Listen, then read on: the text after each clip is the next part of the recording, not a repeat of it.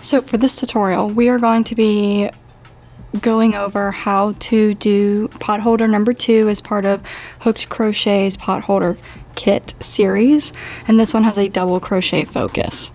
So to begin with any project, you always have to begin with a slip knot. And in order to do a slip knot, you grab both pieces of yarn in your hands. I like to hold the end between my first 2 fingers and the working piece in between my last 2 fingers, and then you're going to flip it so we have a loop here, and then from here you're going to reach through with your index and thumb, and you're going to pull through from the working yarn. And the working yarn is essentially just the yarn that's connected to the rest of the yarn. We've got a loop, we're going to reach through, we're going to pinch that, and we're going to go ahead and pull that up, and that's how you make your slip knot to begin any crochet project. And then from here, we're going to go ahead and insert our hook into our little knot, and you want to have it pulled to where it can move freely on this hook, but if it's too tight, your tension will not be correct, and you don't want it too loose to where it would just slip right off. And so from here, we're going to go ahead and reference our instructions for this double crochet focus potholder, and to begin, we have a foundation row of chain 30. So this one, the loop that our slip knot is not a chain, so we are just going to begin our chains. And in order to chain, you're going to yarn over your hook. So you have this. Sometimes I like to hold the knot still with my middle finger, and then I like to pinch the base as well to keep it from sliding around. But so we've just got our slip knot on.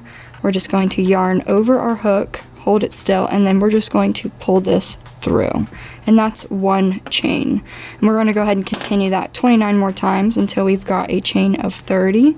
So that's 1, yarn over, pull through, 2, 3, 4, 5, 6, 7, 8, 9, 10,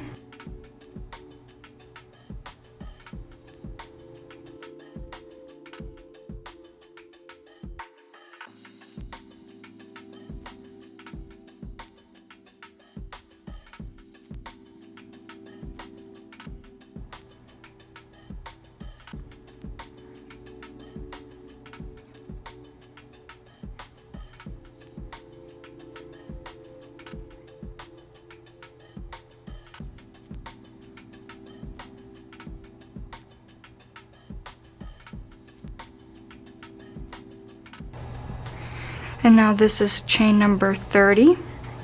And I always like to, whenever your yarn starts getting short, you want to go ahead and get some pulled loose, because you don't ever want to be pulling this too tight from your yarn. So it's okay that it's all twisty right now. That's kind of natural for that to happen. But from here, in order, if you lost count, or if you feel like you want to double count, make sure you've got enough. You count based on this hook, this loop, and you're counting these little V shapes that get made. And you start with this one. The one that's actively on your hook does not count.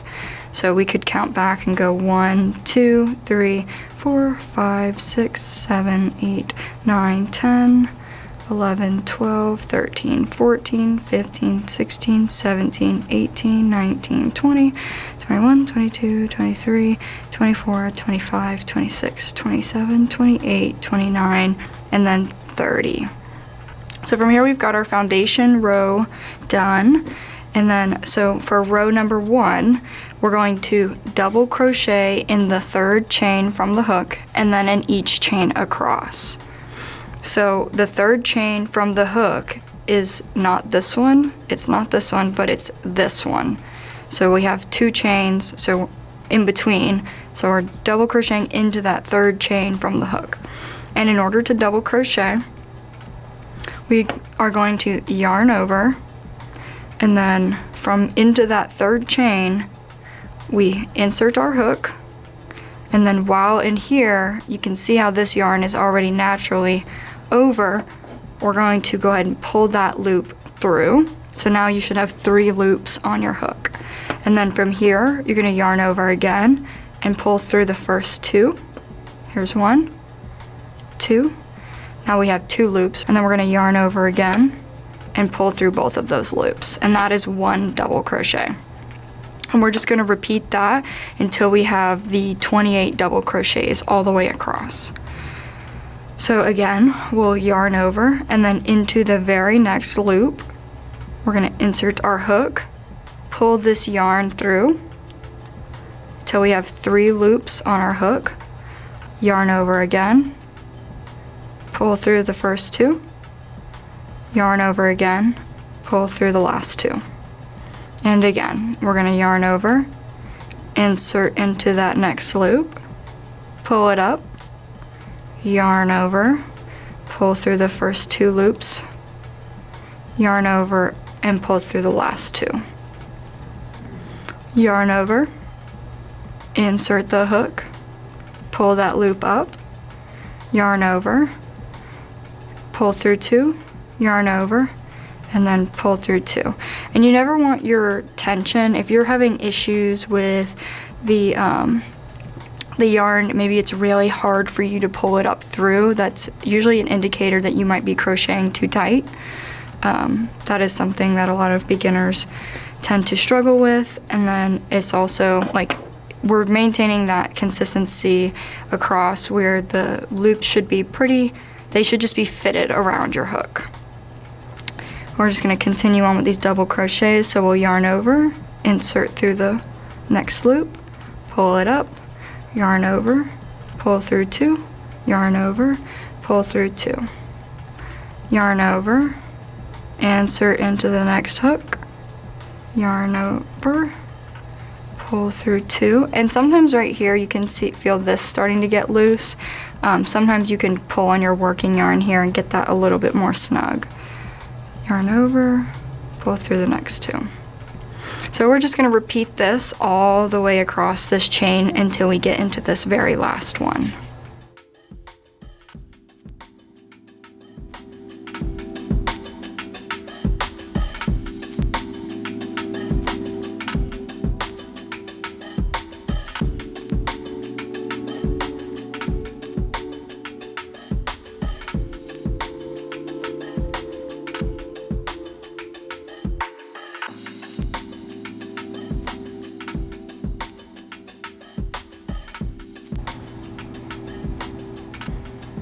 So now we are up on that last loop.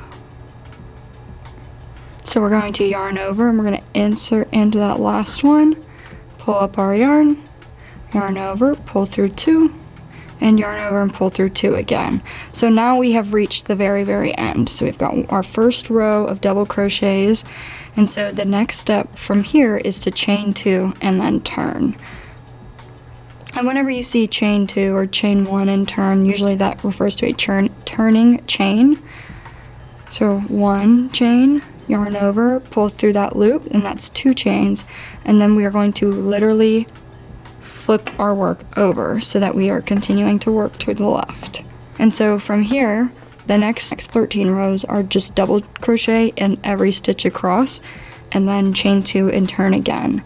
The only difference here between double crocheting into these double crochets versus what we were just doing by double crocheting into the foundation chain is now, instead of there being 1 loop we were inserting our hook into, we now have 2 loops to insert our hook into.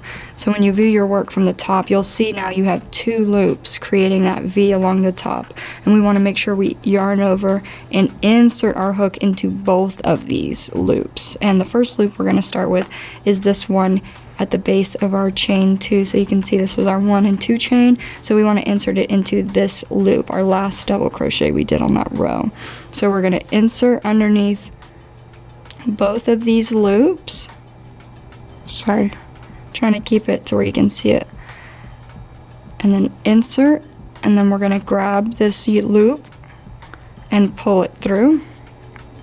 So now we have the 3 loops again, yarn over, pull through 2, yarn over, and pull through 2. So now that first double crochet on our second row. So again, we are just going to repeat this all the way across.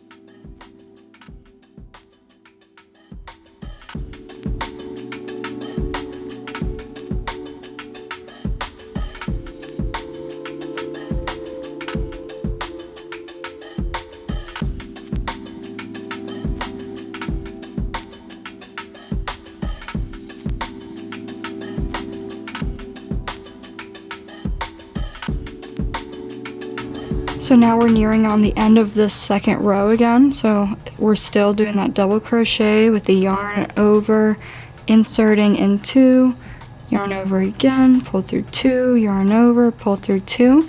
So this is our last loop on this row. So it's really easy to miss these ones, so you want to make sure you're getting all the way across, and you can always count your stitches to make sure you've got the same number going across, and that's the same way. You'll just start from the end and you'll just count each of these letter V's all the way across. I often like to pinch them to count them, and then you'll just make sure you've got that 28 all the way across. So right now I'm at 27. So I'm going to yarn over and insert to get into this last hook, pull through 2, pull through 2. So again, we're going to do a chain 2 turning chain. So we're in our last loop. We've just got one loop on our hook. We're going to yarn over, 1, yarn over, that's 2. And from here we're going to turn our work over.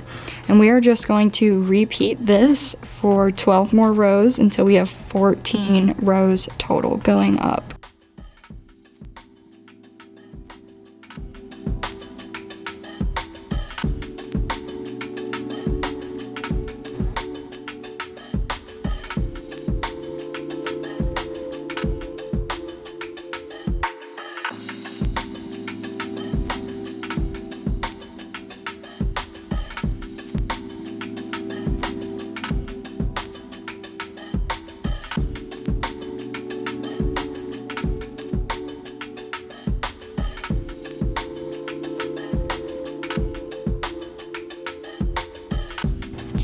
Alright, as I am approaching the end of my 14th row, I'm going to go ahead and finish it, and then I will show you how to do your hanging loop corner, which is in theory completely optional if you do not wish to have one, but I do think it makes a really cute finish to these pot holders. So we've got the whole pot holder.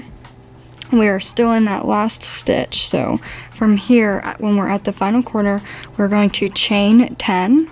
So again, that's just yarn over 1, 2, 3, 4, 5, 6,